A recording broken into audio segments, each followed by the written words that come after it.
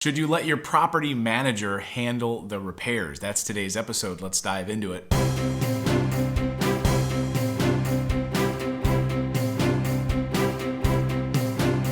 Here we are at our very first rental property. Hey everyone, I'm Clayton Morris. I'm Natalie Morris. Longtime real estate investors, this is the channel where we help you build financial intelligence so you can build financial freedom. That is the goal. And today we want to talk about property managers. I think property management is really maybe one of the most important parts of the entire process, especially if you're going to be living remotely and having a property manager manage properties for you. Right. So on this channel, we try and share with you things that we are experiencing.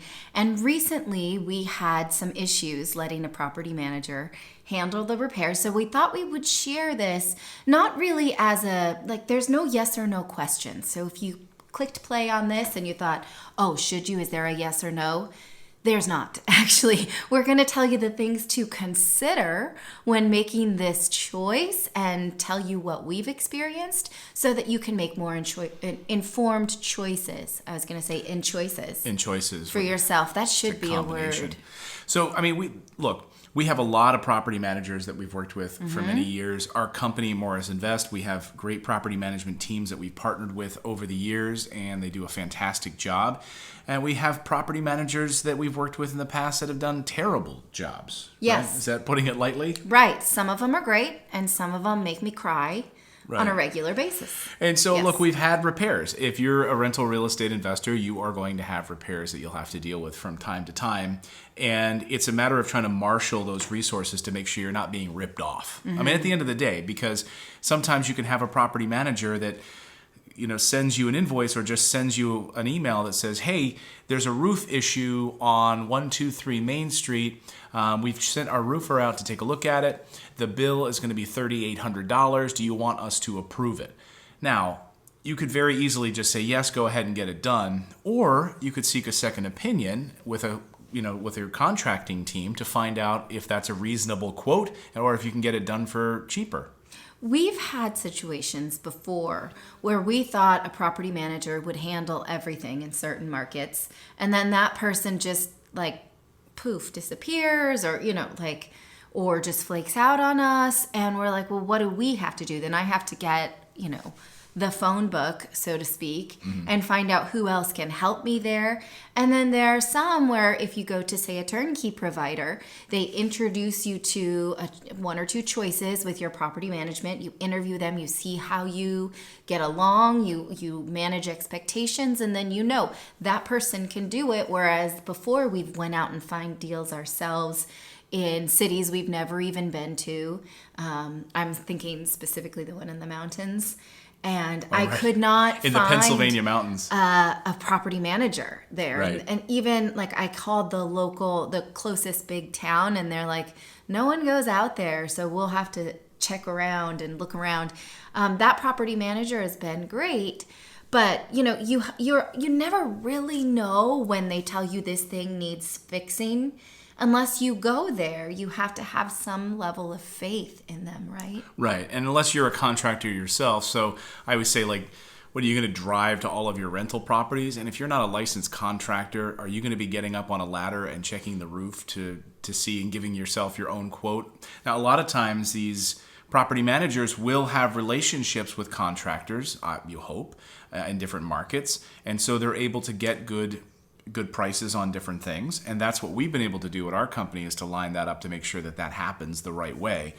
But sometimes you have property managers that just rely every so often. I'm thinking about the New Jersey issue, right, where they rely on a contracting team, but it's almost like the contracting team that you find in the yellow pages with the big ads that cost a lot of money. Yeah, it's like the woman that calls up Sears to get a furnace installed, which you're going to pay probably twice as much or 3 times as much to get a furnace installed by calling Sears than you would to work with a contractor. Or it's just ordering on Best Buy. Right, or gets a local discount because they're a contractor. When we had a contractor working on our house who did the addition to our house back in the day in New Jersey, that contractor had relationships with the local cabinet companies, Right. the window companies, and so they were able to get huge discounts. They told us what tile place to go to, use our Yes. discount code as a result. Right. Also, they worked more seamlessly together. So there have been times, we're going to tell you some stories now of what we've been through so you can expect it. There have been times when I'm like, I don't like this quote, or I don't like this contractor you used last time for my own reasons. So I'm going to send my own guy. And then your property management has to deal with your guy. And then that can be problematic because they don't know each other. They don't have a relationship. The contractor's like, how do I get in? What's the tenant's information? And then you have to act as that go-between. And that's annoying, right?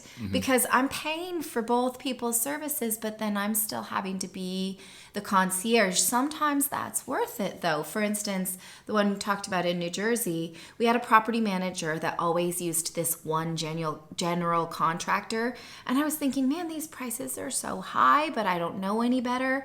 And so then we sent Clayton down there for a few days to actually get some bids. And we did some research. We lined up like 3 or 4 people to interview. And they all gave us bids on these 3 jobs. And all of a sudden, the contractors that we had been using came in with reasonable prices because they know that suddenly there was competition. Whereas before they knew these owners, they don't live here. What do they know? They don't know any better. So they were giving us some astronomical prices. And then they got wind there was some competition and all of a sudden they're reasonable, right? We don't have a turnkey provider there. We are our own turnkey provider. So we have to cherry pick what works in that market.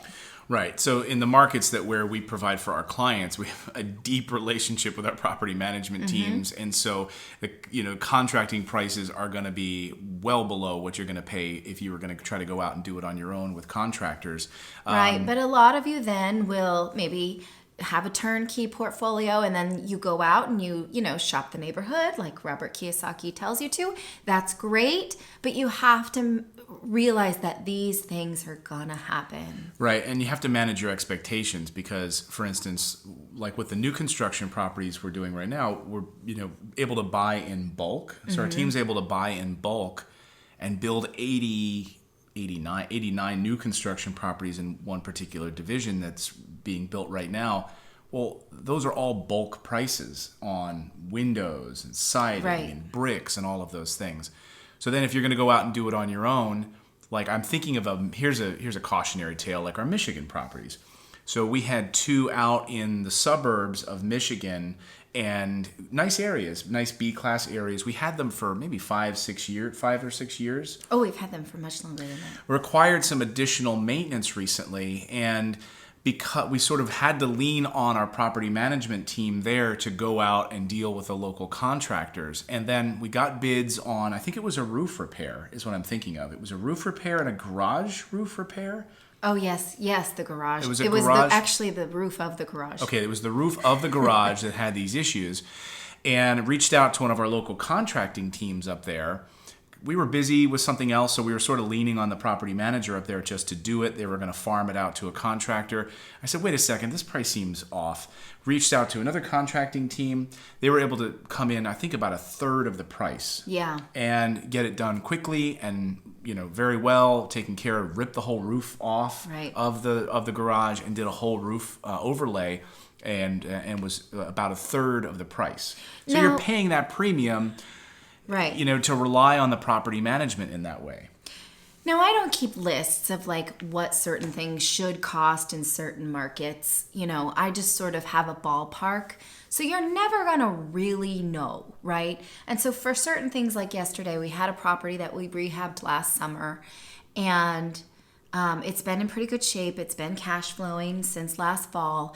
And I got an email yesterday saying the fence is rot there. Well, I didn't rehab the fence. I only rehabbed inside. I didn't know that. I looked at all the pictures I got last year. If I had looked closely, maybe I could have seen that the fence, looked a little rough, but now it's fallen down. Now I can see it, right? And so I got a bid on a brand new fence for $1,300. That to me seems pretty reasonable. A brand new fence? I don't it think just you depends. could do that for much less, right? Also, the property manager will probably make a little bit on it, like maybe $100. That's reasonable. He should be paid for his time. He shouldn't be Right, building me free fences. And this is an important piece of this too, which is when you're working with a property manager to facilitate some of these repairs, you're going to pay that 8 to 10% because they're facilitating, overseeing the construction, taking care of it. So you're going to pay that little extra. Just be prepared for that. And you can though go around, shop around all the quotes you want. You can do all of this legwork, but it depends on how many properties you have. You have 15, 20, 30, 40 properties. You need to be aware that that's going to start to add up to a lot of time on your hands. And it depends on how you want to trade time for this money. Also, it is not your property manager's obligation to meet contractors at your property every day for 2 weeks on end. While you're running your bids. Right, so that you can get every contractor in town's bids, right? That's unreasonable. If you think they should be doing that, you should be paying for their time, right? Because they're making 10% of your rent. That does not pay for anybody's time to be at a property every day so you can get 20 bids. Right. Now, I've gotten a bunch of different bids on different fences, on different properties, everything from sort of white picket style fences to chain link fences, all of that. And some of the, I'd like to put in some of these fences sometimes. It kind of keeps, trash out of the yard. It keeps riffraff from just walking through people's yards. It also is encouraging if someone has a pet. Right. Good point. Because they were like, you could not have this fence. I'm like, I don't want to be a dick and be like, I don't want to pay $1,300 for a fence when it's not my obligation to give you a fence, although you had one before. Right, if you have one before, and also it helps the neighborhood. I mean, I like fences personally on properties. My point is, in saying this, is that let's say you got a $1,300 bid on a fence. I've gotten bids before around $1,100, $1,200 for a fence, so we're close. I mean, and am I going to nickel and dime over $100, wasting time by trying to farm out other bids on properties? Then also, for this particular job, then also remember that if you're that close in your margins, you're like, oh my God, I'm not going to cash flow this month at all, or I'm not going to be cash flowing on this property because I literally have to wiggle over $100 on a fence bid, and that's going to be the difference between me cash flowing for the year or not, then you don't have a good investment. And it comes back to your ROI and understanding your return on that investment initially. So if you're having to fight over $100 on a bid on a fence, then you might have other problems you need to look at. Now, I try really hard not to be a B word in life. Oh, so you'll say the D word, but you won't say the B word. Well, because you give me a look, and so it's a family-friendly podcast, right? I'm sure in the comments we'll get people who say she's failing at that effort. She is a B word. That's true. We have seen those comments.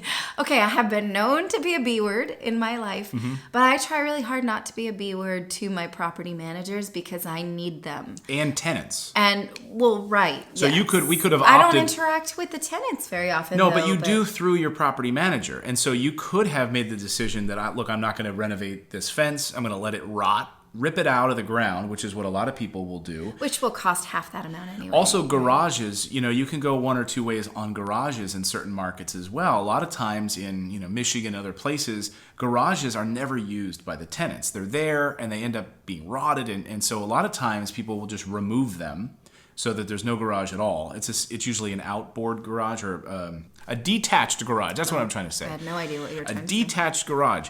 And a lot of times they're there from the 1940s or 1950s. They're wooden, they're not being upkept well. There's not a lot of insulation or anything like that, so they're torn down.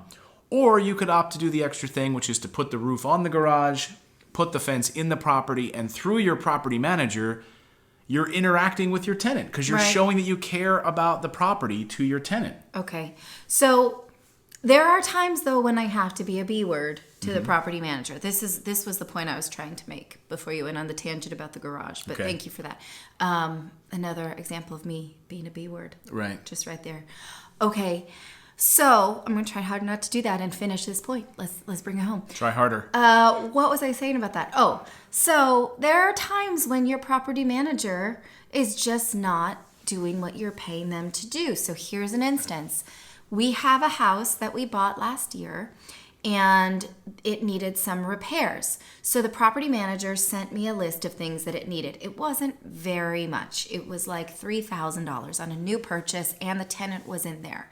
And I said, yes, go ahead and do this. And I save all of the communications for each property in a folder. And I said, yeah, great, do it. Now, last month I got a notice. This was in January. Now I'm telling you this story in September. I got a notice from the property manager says the tenant wants to move out because these repairs weren't done. And I was like, WTF, lady? I approved it in January. And here's Is that my my fault? Here's attached email where I said, go ahead and do this. And it wasn't done. She's like, well, the tenant's going to move out. And I said, okay, is the tenant going to stay if I do these things? Because here's what my issue was. I'm going to approve these things, which is like, repairs around a house someone lives in, and then the tenant moves out anyway, and then I have to do a whole turn on that property. So I'll double pay for this same stuff. And I said, if you can tell me that he's going to stay, then I'll approve it. But if not, and he's going anyway, then let's wait and do a full turnover. And you let me know you're going to actually do it? She said, yes. Okay. He said he's going to stay. Let's do it. Okay, great. I funded my part of it. They got started.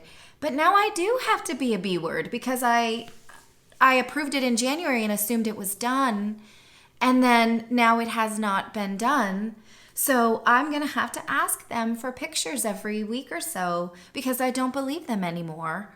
That's not really being a B word. It's just like, I don't know. In my head, I'm going, okay, now I gave you the go ahead. Now I have to stay on top of you. I didn't want to have to do this. It's just like how I treat my kids. Yeah. Well, and then she said, well, and then she wrote back and said, well, I wasn't here in January. She's like a newer employee, and the person that had been responding to you via email, which is true, had right? left. But how am I to know that if I don't live there? I guess the lesson for me is I should have asked for those pictures back at the end of January or February, right? The tenant kept paying. I didn't hear anything. I wasn't supposed to know, but now you just got to keep better tabs on like, was that done? So the bottom line here is that it's on you to nurture and take care of your portfolio, to know and understand the expectations for your property, right? Right. Some property managers are going to do what they say, charge reasonable amounts, get things done, right? And you'll learn that through experience. And some of them need you to be a bit more of a B, right? Just like your kids. Sometimes you tell one kid put on their shoes and they do it. And then you have one kid who simply refuses to put on their shoes. So check out another video that we did and podcast because we deep dive the things that you should look for in a property management company. There's multiple levels here, and I really went deep in some of the things that we look for in a property management company, some of the property management companies that we work with and partner with that we will vet for over a year before working with them, so we know their track record. So check out that video, and we'll see you next time, everyone. Bye then.